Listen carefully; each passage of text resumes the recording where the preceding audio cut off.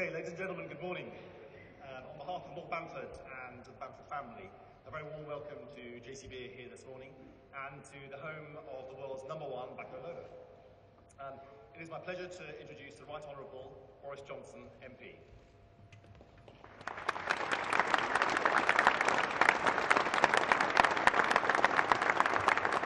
Thank you very much, Ian. Good morning, everybody. Thank you. It's a great privilege to be here. And I want to say a big thank you to everybody at JCB for making this possible. It's I think, about 20 years ago since I first came here with Nigel Chell to test drive the 3CX backhoe loader, that edition of it.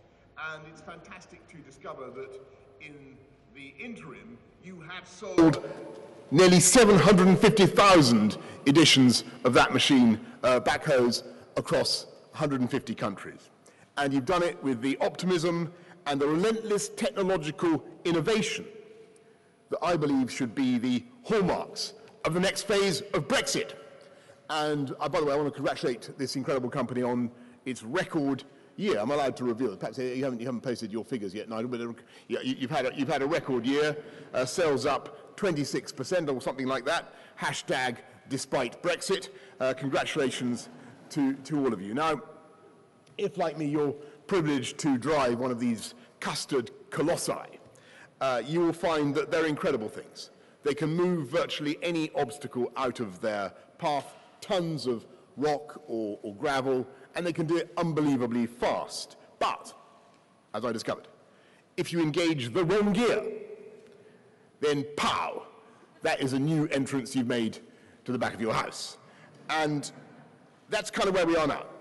Because I look at the barriers in the path of this country and our smooth departure from the EU, and there's no doubt that there are a few boulders still lying in the way. But I fear that we are at present pointing in the wrong direction and trying to change the wrong bit of the landscape. And if we spend the next few weeks hydraulically straining to move MPs from one camp to the other, or pointlessly trying to get Mr. Corbyn to come and parley at number 10, we'll be wasting our time. Because the deal, the withdrawal agreement, was thrown out by a record 230 votes, the largest majority in parliamentary history. And that was for the very good reason that it does not correspond to the result of the 2016 referendum.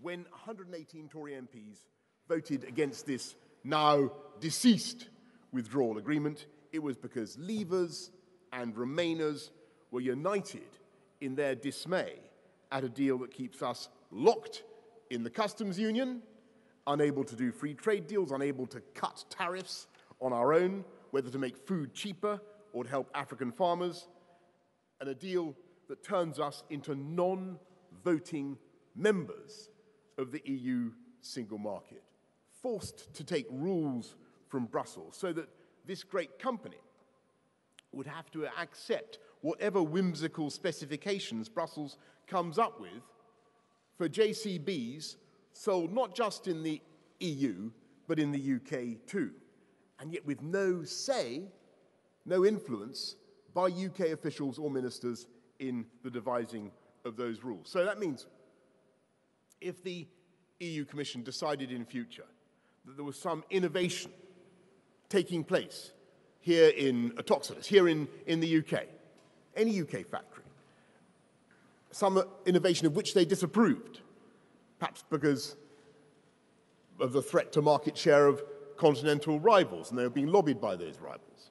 Let's say a new telescopic handler that could go even further out than 20 meters, just to pick an idea at random. I think you may be developing such a thing here. And let's say they decided against that on health and safety grounds. They could then pass a directive to snuff out that development, and the UK, without any say on the matter, would have no choice to obey. Unless, of course, the government was willing to do the unthinkable and give up control of Northern Ireland. That's the deal. That's the deal. You either give up control of your trade policy, you give up control of your industrial policy, your ability to innovate with, for instance, telescopic handlers, or you give up control of Northern Ireland. That's the deal on the table. Does that seem like a good deal to you? I don't think so. That's not Brexit. That's not democracy. That's a betrayal of the long-term interests of great British companies. And it makes me utterly furious that a UK government could even contemplate such an arrangement. And that is why Parliament has voted this deal down so heavily. And the answer now is not to try to heave MPs from one side of the House of Commons to the other, get them to vote this thing through at the second time of asking. And it's no use trying to come up with some desperate new expedient, the Norway option, the Norway plus option, a second vote, a people's vote, as opposed to what, by the way, an animal's vote? All of which, all those options have already been discounted by the Prime Minister because they would be an even bigger betrayal of Brexit. And it seems incredible to me that anyone could imagine the solution was membership of the customs union, without any say in it, by the way, which is a flat contradiction, not just of the referendum, but of the Conservative manifesto. So the answer is to get back in the cab, as it were, turn the wheels, turn around, and face the real obstacle. We need to stop battling each other and focus our efforts on our friends and partners in Brussels. We need to escape the trap of the Irish backstop, and it's frankly more than disappointing that in the 5 weeks since the deal was whisked off the table before Parliament could vote it down, we haven't even tried to get rid of it. We haven't even asked. And of course, I know what people will say. They'll say, look, it's not possible. We won't have a chance of shifting the great memorial edifice of the European Commission. And I really, really don't believe that is true. Because the notional purpose of the backstop is to prevent a hard border in Northern Ireland, and no one in Dublin or London or Brussels wants a hard border, intends a hard border, or thinks a hard border is remotely necessary. And so now is the time for us to go back to Brussels, fortified with the emphatic, resounding mandate of Parliament, and demand real change to that backstop. And this time, we must mean it so that Britain can get out unilaterally. And whatever our friends and partners are saying now, I think they will be flexible. Because if you follow the way the EU works, I can tell you that it's only in the last few days and weeks of a negotiation that the big concessions are really made. And with their economies stuttering a bit now, with a £95 billion surplus that they have with us in the UK in goods alone, I think they've got every incentive to listen to us. And we're already hearing positive noises from our German friends. So we must have the courage to ask, and we must mean it this time. Well, I can only ask, is the UK government going to do that? Well, I think we have to do that. By law, on March the 29th, the UK must leave the EU. And the only way to extend or revoke Article 50 is with the approval of the EU and at the initiative of the UK government. And it would be shameful at this late stage to change that totemic date, March the 29th, the one fact to which the public has been able to cling with absolute certainty in this sea of political confusion. All this vacuous talk of extending Article 50 is dishonest, but of course it's also weakening our negotiating position once again. I think it would be absolutely preposterous if we were to find ourselves now obliged to pay yet more to recruit candidates for the next elections to the European Parliament, simply because we haven't got on with leaving the EU. And I think the public would have the strong and altogether justified impression of an elite conspiracy to thwart Brexit.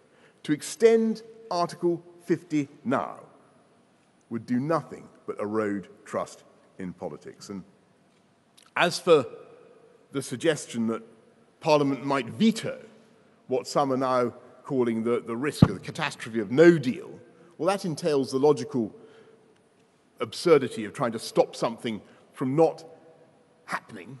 But in any event, I think it's irrelevant, because I think overwhelmingly likely that we will get a deal, and a good deal. We just won't get this deal. We won't leave with this deal. And the best way forward now, as has been outlined by friends and colleagues on all sides of Parliament, and I think of the two former Brexit secretaries, DExEU secretaries, David Davis and Dominic Raab, everybody agrees with it, is basically to keep what's good in this agreement, especially the protections for the 3.2 million EU citizens in this country, and for the sake of clarity and compassion for their families, we should unilaterally put those commitments to them in statute now. We should agree on all sides there will be no hard border in Northern Ireland, but we should take the Irish backstop out and use the transition period with a mutual commitment to maintain the status quo, zero tariffs, zero quotas, zero regulatory checks, just as there are now. Use that period to negotiate a new free trade deal and a new partnership, not based on the backstop as is currently proposed, but on the Prime Minister's vision at Lancaster House of more than a year ago. And by the way, to put a tiger in the tank, to incentivize our friends, we should withhold at least half of that £39 billion until that deal is concluded.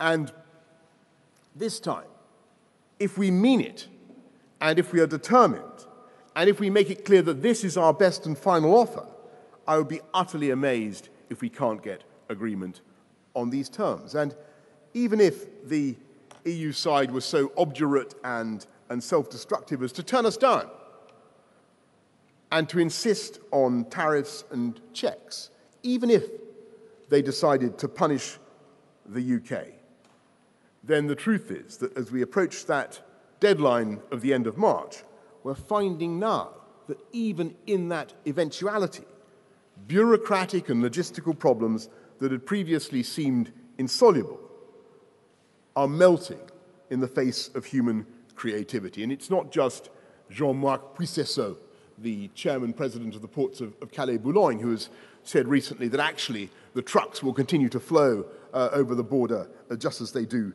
today. Listen to what Eurotunnel are now saying, or indeed to the clarion call of the chairman of this company, Lord Bamford himself, who wrote last week that he relishes the prospect of a clean global Brexit and trading on WTO terms. As I've been discovering today, 78% of your exports already go out on those terms. Now look, I'm not going to pretend that there won't be challenges. I'm not going to pretend that there won't be changes that we have to deal with. Of course there will be. But I say to everybody who believes in the democratic freedoms of this country, we are more than up to it. We've got so far. We're nearly there, and we must not give up now. Because if we hold our nerve, I believe we can deliver not a pseudo-Brexit, a fake Brexit, in which we leave the EU but end up being run by the EU, but the Brexit people voted for, with all the potential advantages and opportunities. And if we get it right now, and we have some courage, we can forestall all the years of wrangling and uncertainty that I'm afraid will be the legacy of agreeing this deal. And we can stop going on miserably about the whole process of Brexit, which I think people have had enough of, and start talking about what Brexit can do for the people of this country and bring this country together. And the best way to unite this country is to actually to address the issues that drove us to leave. And yes, it was about democracy, and it was about a desire to run ourselves. I remember the campaign, a feeling that the project of political union, EU political union, was not right for the UK.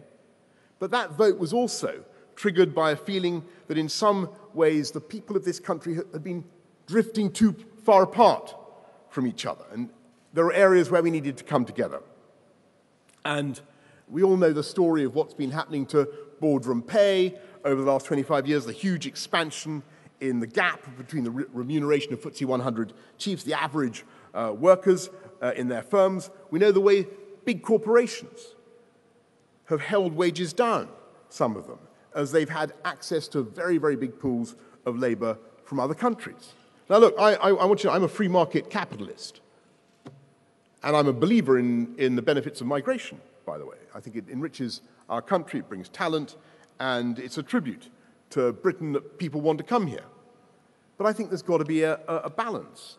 And if an influx of labour is being used not only to prevent an investment in capital equipment, but also in skills and in the prospects of young people, then we need to think carefully about how we control immigration. And if, as it now seems, a tightening in the labour market is actually resulting in a rise in take-home pay, then, which seems to have happened since the vote, then I say that is good news.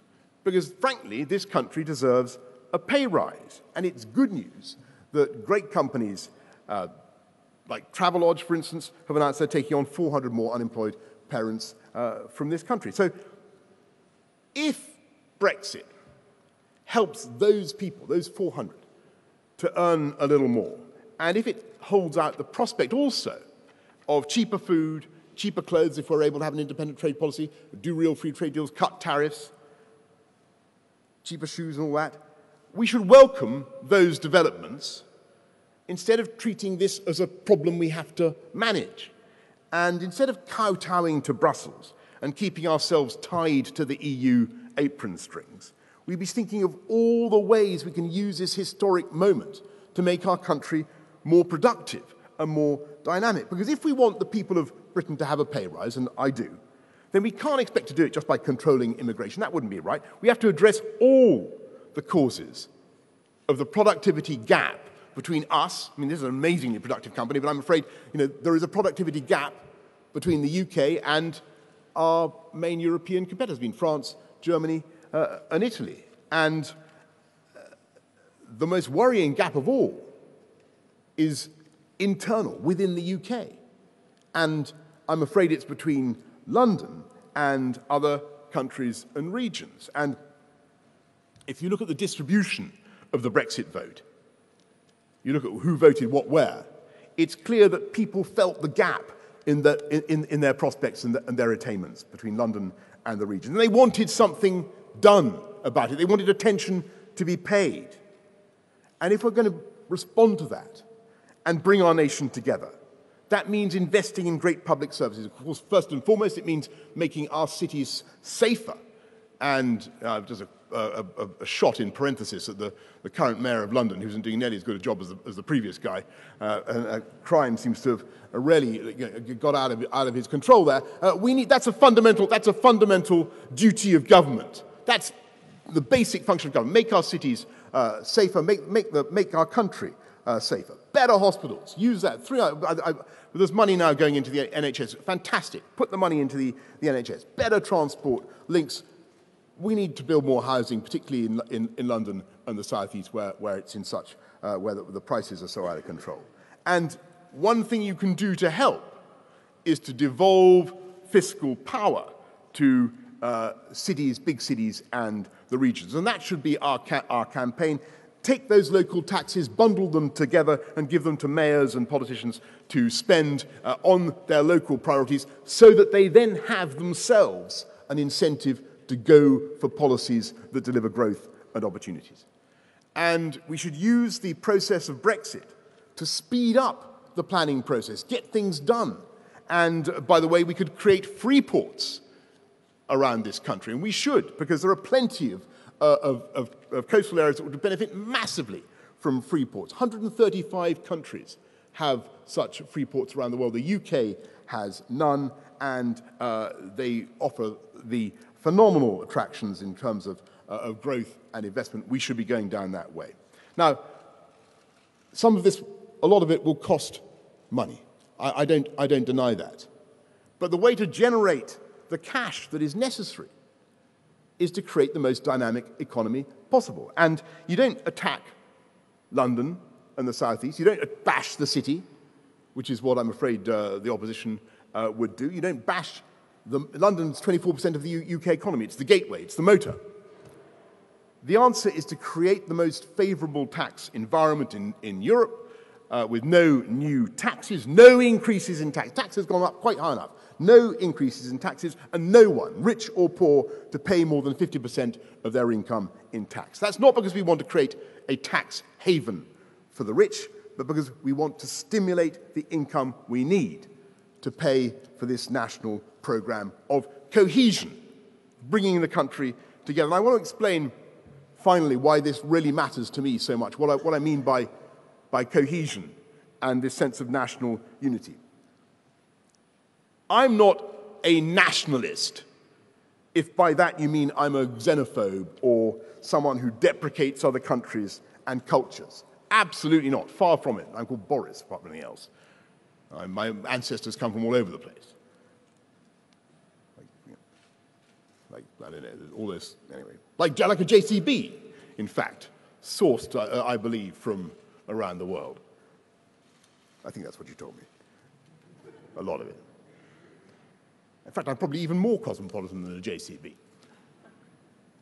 But I do believe that the idea of belonging to a nation or a group can be immensely powerful and positive. And I remember the moment when this country came together during the 2012 Olympics, and there were two strong feelings at work. There was a sense of joy at being able to welcome the world to the UK and to show off our capital, and that feeling was both globalist and internationalist, and it was great. But there was also a deep pride in our own country, because in the end, we were rooting for Team GB, and it was them that we wanted to win the gold medals, and they did, I'm glad to say, thank heavens. And we were doing it together, and there should be nothing embarrassing about that feeling. Because if people have that sense of belonging and of being part of the same team, then you will massively increase not just their sense of community and obligation to each other, but also their sense of what they can achieve. And if we can harness that spirit of teamwork and self-belief, then we can easily meet the challenge of Brexit. And indeed, I think if we can get it right, we can use this moment to reinforce our national optimism and self-confidence, because every study shows that people feel happiest and most successful when they have control over their lives. And it's that feeling of autonomy, doing something for yourself, running your own country, your own lives, that self-determination, which goes hand in hand with a sense of pride, which is ultimately what Brexit is all about. And it's the excitement and the satisfaction of having your own destiny in your own hands. And, by the way, using that autonomy to innovate in tech or data or bioscience or artificial intelligence or robotics or finance, any of those things, any of those areas in which Britain leads the world in a way that may be undreamt of by the EU Commission. And this should be and will be the greatest place in the world in which to turn a wacky idea into a world beater. It was Joe Cyril Bamford who came up with the idea, as I've discovered just today, that you could have one machine that combined a backhoe and a front loader, right? Absolutely brilliant idea. 1953, he came up with it, and the world is now populated with the descendants of that glorified tractor. And mutated, much more beautiful, incredible, stunning machines that they are. And their genes, as it were, are spreading across it's not just 150 countries, I think it's almost 200 countries. Across the world, you're seeing JCBs in all their incarnations. And nothing and no one will stop their spread.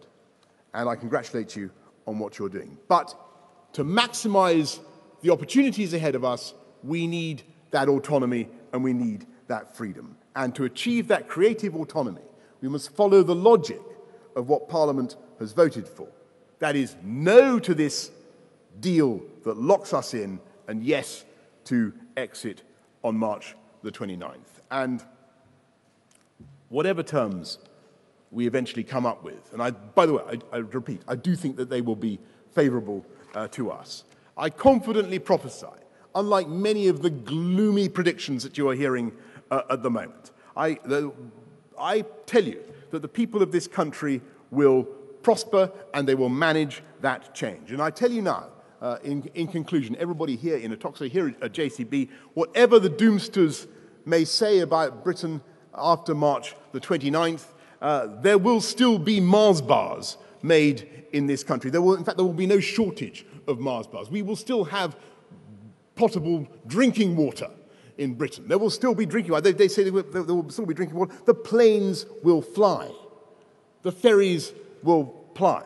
And above all, as JCB has demonstrated, there is absolutely nothing, no bureaucratic prejudice or impediment that has been able to stop a British-made backhoe loader from roaring onto building sites around the world, and thereby creating thousands of fantastic jobs here in this country. So let us fire up the engines, stop dithering, emulate the spirit of JCB, and remove from our path the backstop that is the last Brussels-built blockage in the path of a global Britain.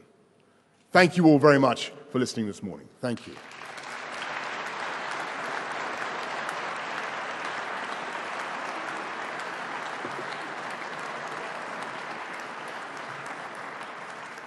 Thank you very much. I'm going to take some. John, do you want me to, I'll go to. Yes, Michael, and then Libby, and then Beth. Mr. Johnson, haven't you been all over the place on immigration in the last 5 years? 2013, you described yourself as the most pro-immigration politician in Britain. I think I said roughly the same just now. But anyway, in 2016, the referendum, you and your chum Dominic Cummings in the Vote Leave campaign suggested 80 million Turks would come to this country if we stayed in the EU, which was absurd then and is absurd now. Doesn't all of this show you'll say anything just to win an election? In this case, the Conservative leadership. Well, I didn't say anything about Turkey in the referendum. I didn't say anything about. I didn't. Well, you know, I didn't say anything about Turkey, and I think anybody who's followed my utterances over the last 20 years will know that I'm always been in the camp of those who defends and supports. Depends, and since I made no remarks, I can't disown them. The Vote Leave campaign did. Well, I didn't make any remarks about Turkey, mate. You were the leader of the Vote Leave campaign. Well, you do me too much honour. I was happy to support Leave, and I did. I happen to think that immigration can be a wonderful thing for our country, but as I said time and time again, it's got to be controlled. And people got to have the crucial thing is people got to have a sense of who's running it and who's managing it. And the difficulty with the current situation is that the control doesn't lie with UK politicians; it lies in Brussels. And I remember the absolute outrage of various other ministers around the table in Brussels when I used to go to the council there, and then being told by the EU Commission what numbers of immigrants they had to receive at a qualified majority vote. And that's, you know, I'm pro-immigration, as I say. I'm the beneficiary of immigration. My family descended from immigrants. It's a fantastic thing. But it should be a matter for national discretion, and people should understand who in their country is responsible. So that was the point we were making, and that was why the slogan, which I certainly endorse and continue to support, "Take back control." That was what it was about. Libby. Libby Mr. Johnson, you're standing in front of a giant digger. Yeah. Wouldn't it be more appropriate that you're standing in front of a giant unicorn, suggesting that simply going back to Brussels and saying, get rid of the backstop, they are going to move on this? And isn't it a bit rich suggesting that Theresa May hasn't even tried to negotiate with Brussels when you abandoned the field of play when you resigned as Well, but, Libby, okay, I mean, fair question. I think I tried to answer it in my speech. Actually, this is the moment, and I don't think we've gone in with sufficient drive and JCB-style gumption to get this. This you haven't even tried. Oh, come on! I tried for about a year. I mean, I absolutely.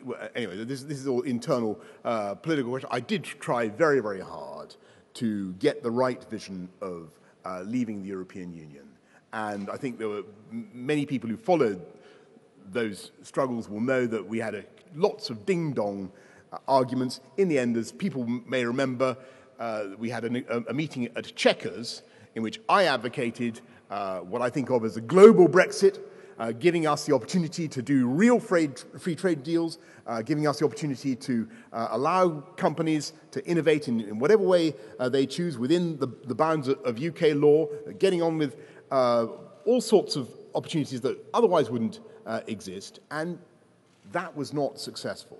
And within cabinet, and what we need to do now is recognise that the route the government chose, the route the Prime Minister chose, just to answer your question, Libby, which was to say, let's stay effectively in the customs union, let's stay locked into the single market, let's have a situation in which the UK is basically governed by the EU, even though we're outside the EU. That approach has been rejected by Parliament by 432 votes to 232. And that is, so to 200, I should say. And that is an opportunity now for the government to recognise that she has a mandate, the Prime Minister.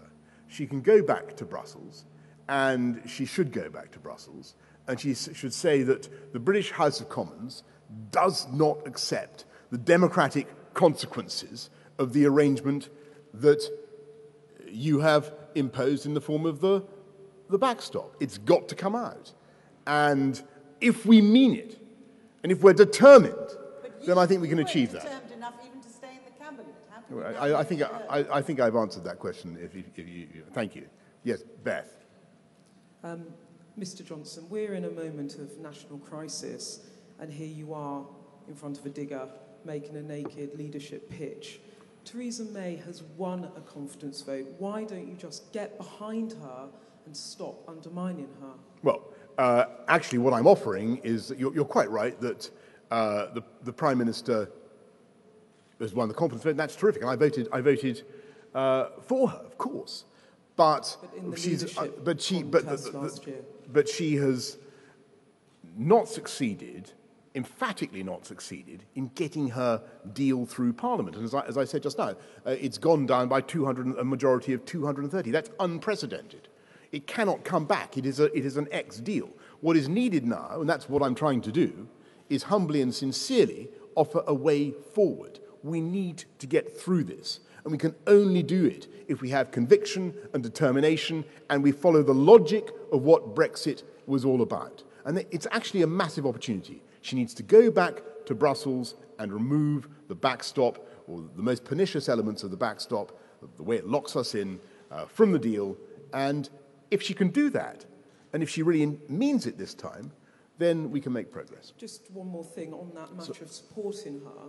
Would you back Theresa May as Tory leader if she does decide to call a snap election to break the impasse over Brexit? Would you support her? I think that most people in this country feel that they've had quite enough elections, and I certainly do. What they voted for was to leave the European Union and to take advantage of the opportunities of Brexit. That's what we should all be getting on and supporting. So you wouldn't support her?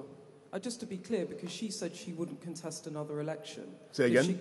Theresa May promised the 22 committee she wouldn't contest another general election as Tory leader, but if she decides to call a snap election, then that Well, might if be you difficult. know, Do you think she should stand down? I think it highly unlikely that that will be the outcome. I think it would be I think a snap election is not the right way through. Why call a snap election when you can just go back to Brussels and make the point that this deal is unacceptable, we want a better one. And it's so overwhelmingly in their interests to do better, and they can. So that's where we should be focusing. Yes. Peter Saul, BBC News. Mr Johnson, you've set out your opposition to many of the sort of potential options on the table here.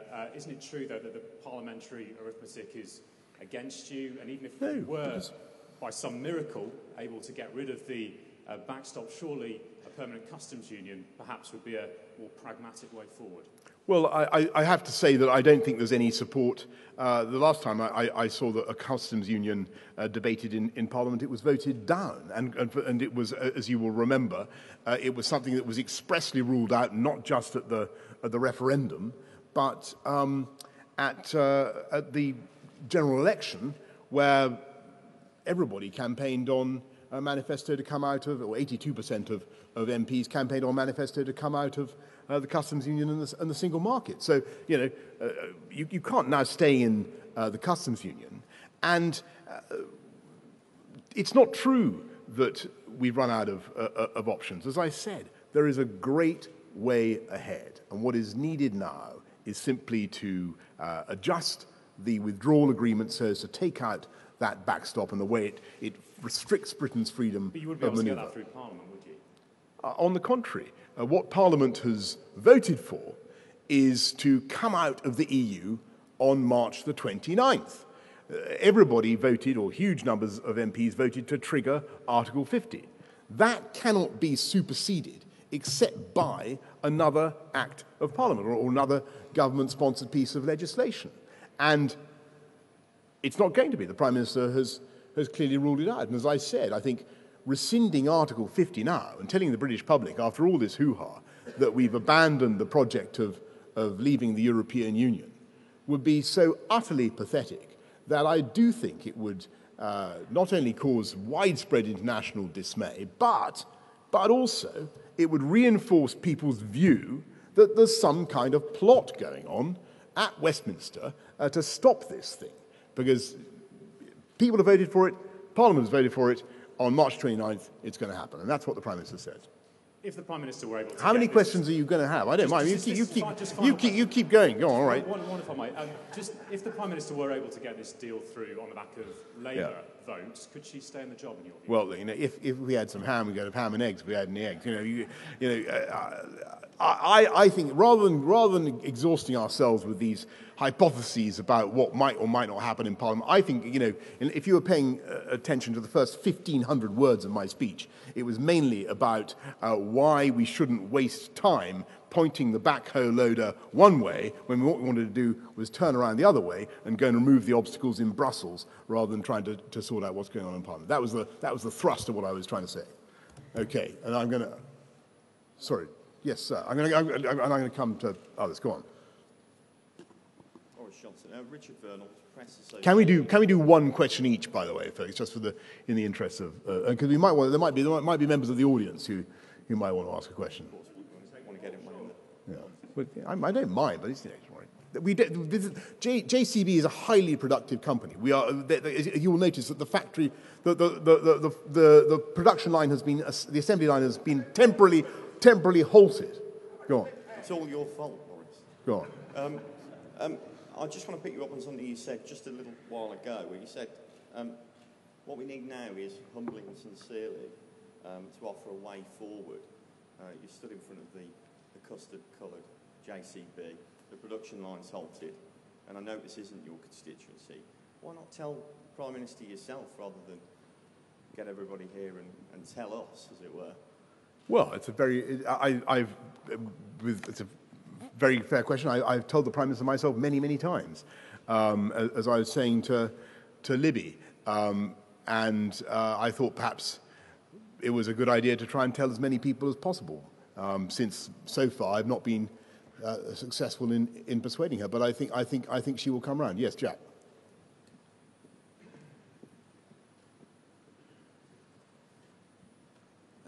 Mr. Johnson, just to offer another hypothesis about what might happen in Parliament in yes. the coming weeks. Jacob Rees-Mogg said yesterday that if he was forced to choose between Mrs May's deal and staying in the EU, he would choose Mrs May's deal because it would at least mean leaving. Would you make the same choice, or is it never, never, never? What, to which? To her deal. It's not a choice I wish to have, Jack.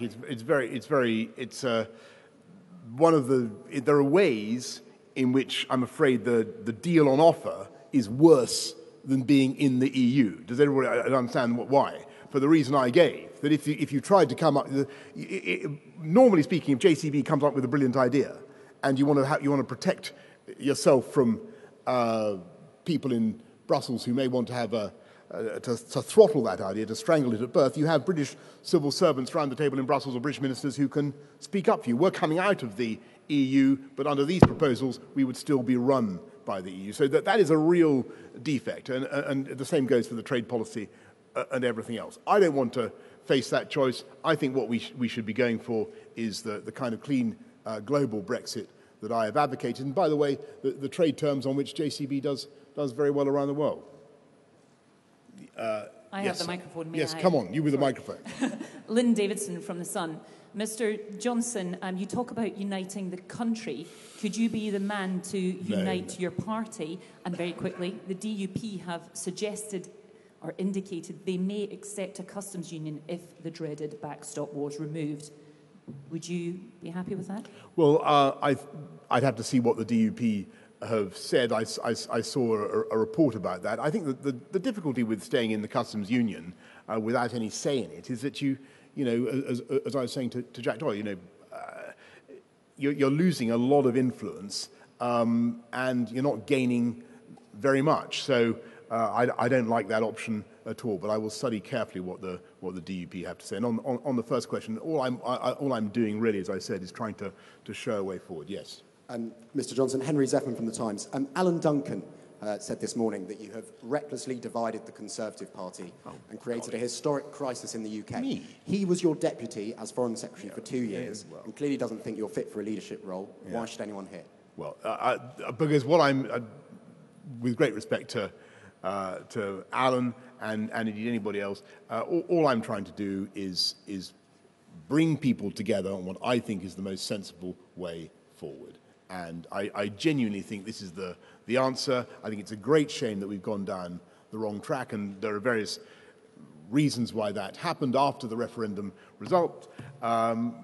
We had a moment when perhaps it could have gone right at Lancaster House.